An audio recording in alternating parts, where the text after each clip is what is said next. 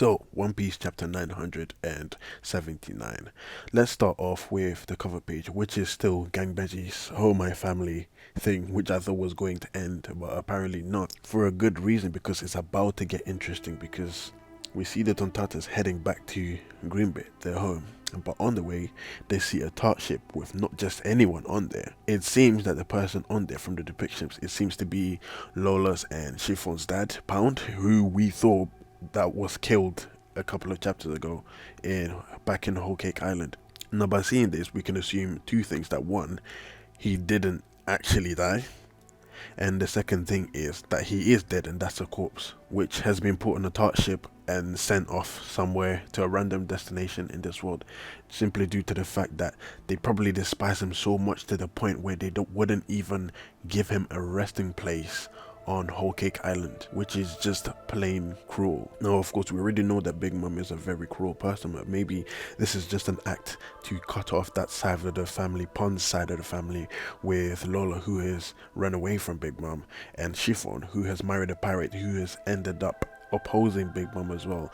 Now, of course, we know that whoever opposes Big Mom ends up getting the head of the person that they care about in a box. Maybe this is another way of showing that and finally causing the ultimate violation to Lola and Chiffon. Maybe she sent it around hoping that they find it, which they probably eventually will, because the story is still about Gang Beji and his family, right? So I want to see what happens and how that goes. I want to know the reactions on their faces for them to see their father. And the other possibility is that maybe this guy's not dead, and maybe he found a tart ship, he somehow survived the attack again by Oven, and found himself a tart ship and pretty much let it go and see wherever he would end up. You see what I'm saying?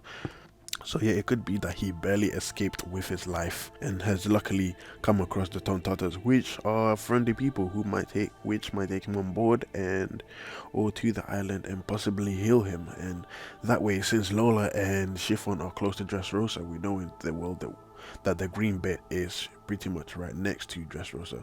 They might be able to meet up, and maybe that's how the story ends. Pound might be able to see his daughters again, as well as the newborn. So we have three possible scenarios here, and I'm curious as to which one will be chosen at the end.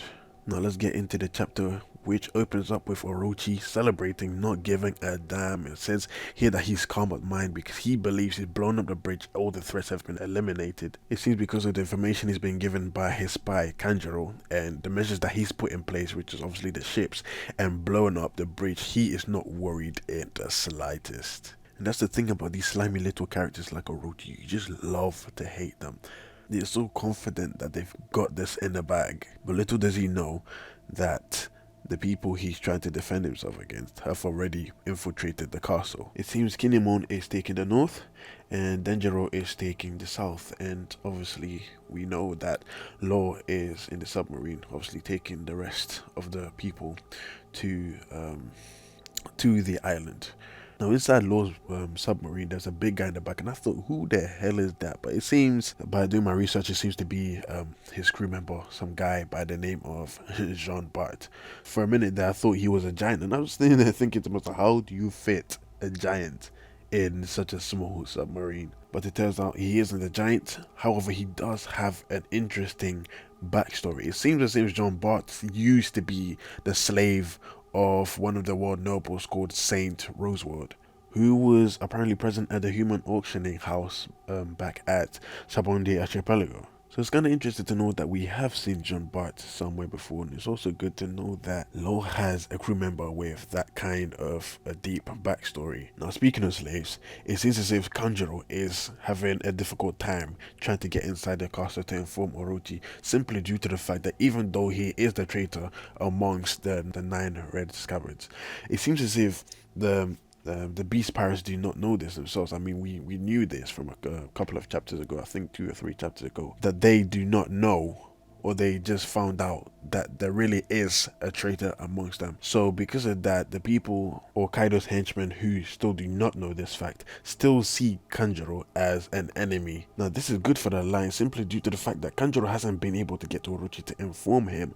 about the new strategy that is in place. So because of this, the alliance still have the element of surprise. they still have time to pull this off. And it seems as if Kanjuro won't be getting to Orochi anytime soon, because one of the people he's taken out has, I think, one of the weapons on the floor. I think Momonosuke has the intentions of using it against Kanjuro at some point. So whether Kanjuro gets to inform Orochi or not, it will simply not be an easy ride. And I have the feeling that by the time Kanjuro would have got to Orochi, the fight might have already have started, and the information that he carries would pretty much be rendered useless. We go to the next page and find out Frankie has come up yet again with some more useless looking devices, which probably will not stay relevant inside this battle for long. As a matter of fact, I'm even surprised that Jinbei even remembers that they were present in Fisherman Island or something similar to these. And Chopper, so this guy's about to have an identity crisis. He changes his name like every 5 seconds. Now he wants everyone to call him Commander Chopper.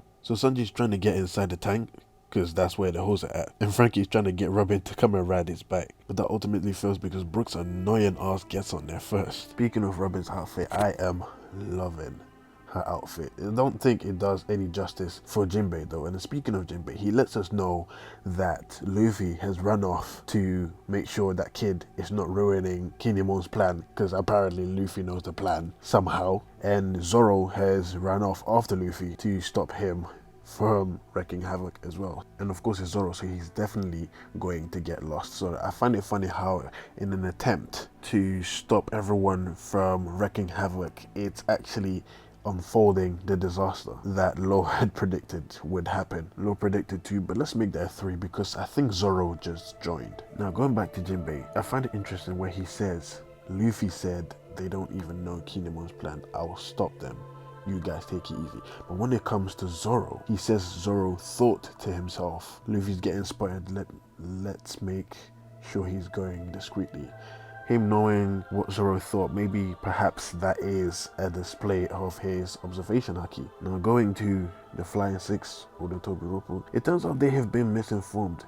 It seems it wasn't Kaido who called them. It turns out to be the doing of King. It turns out King summoned them there in the name of Kaido. Reason being, if they knew it was him that summoned them, they wouldn't have turned up. So they practically don't give a damn about this guy. We also found out that these Flying Six are all previous pirate captains, which begs the question, how strong are these guys to oppose one of Kaido's highest ranking members? So how strong are these guys to the point where they feel confident in rejecting being summoned by a higher up in the Beast Pirates crew? It seems to be one of the headliners, one that goes by the name of Bao Hong, has the flying scroll smile and also delivers information to Kaido. So I think that might be a reference to a Norse mythology scroll named Ratatoskr, who climbed the world tree, going back and forth with, I think, the Nidhogg and someone down the world tree, delivering information. So I feel as if that might be a reference to that.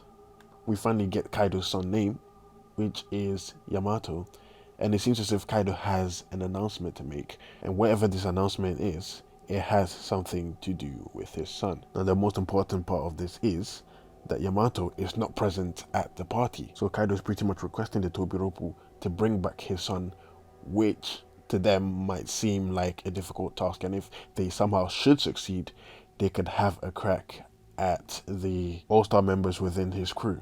Now this cuts down a lot of theories that fans have made in the past, thinking that we might have already been introduced to Kaido's son, which clearly seems to not be the case, as I don't think we've come across any character by the name of Yamato.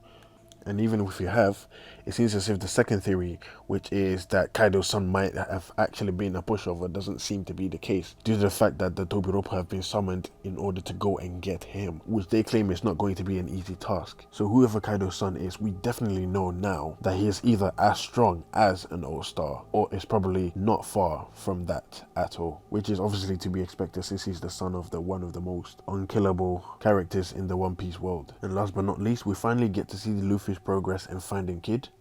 And on his way there, he seems to have encountered a bunch of beast pirates who are still drunk, partying away. It turns out these people are having food fights, while there are civilians who are out there starving. I feel like this is one of those kind of scenarios that would set Sanji off and make him break loose. But Luffy sees this instead, and he gets pissed. And that's pretty much how the chapter ends. Now, I think this is where the plan goes completely out of the window from Luffy, and this is where he's gonna start doing some punching. There's two scenarios that could happen here. One being that Luffy fighting or beating up these runts. The others might look at it and think of it as nothing much than just two drunks people fighting each other. Either that, or this is where the cover of the whole alliance pretty much gets blown, because you'd think they would recognize Luffy's face, right?